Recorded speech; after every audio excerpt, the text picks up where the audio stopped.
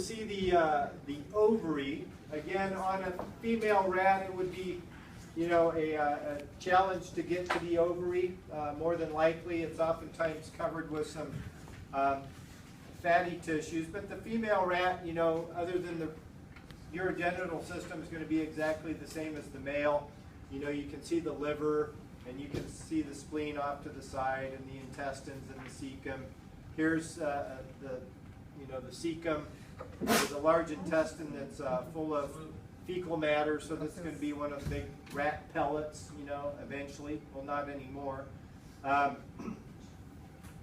But the uterus, you know, there's two sides of the uterus, so they're called uterine horns, but you can just write it as a uterus. Up at the top of the uterus here, and I don't know if I can zoom in, but you see that little coily type thing there? I need a laser pointer, you know. Someone have a laser pointer? The thing that looks like a brain? Yeah, that thing that looks like a brain. Yeah, that's the oviduct. And the oviduct is equivalent to the fallopian tubes that we typically use that term in women, all right? And, you know, human women, all right? Not women rats, but humans.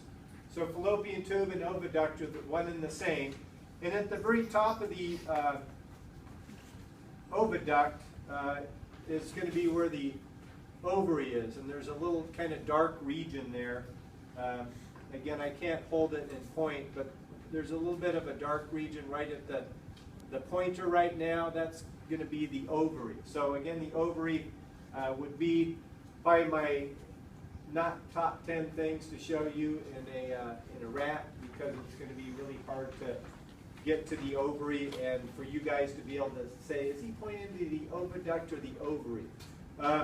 So the oviduct, again, is the tube that takes the eggs from the ovaries and transports them to the uterus, and the uterus is where the eggs are going to get fertilized. And if you, sometimes you'll have a little pregnant female rat, and there'll be little swollen embryos, you know, 3 or 4 on either side, and you know, so they can give birth to you know, many ratlings at a time. But these are the two uterine horns. They come together at a common, you know, or a common tube that's called the vagina. So it's kind of like V for vagina, so you can't forget that, right? V doesn't stand for victory, it stands for vagina when it comes to the rat dissection. So you see this nice V-shaped structure where the two tubes come together would be the vagina. If you were really good, had a really good dissection, you could actually, you know, cut through the pelvic girdle here, and you could follow the vagina all the way out to the vaginal opening, which would be right here.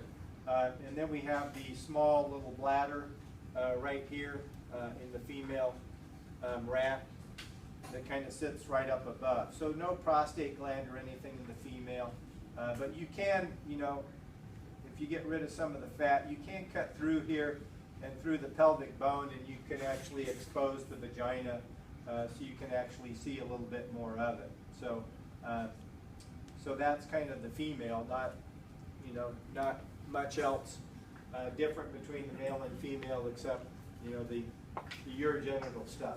All right. So everyone get that? So we've got the vagina here, the uterine horns.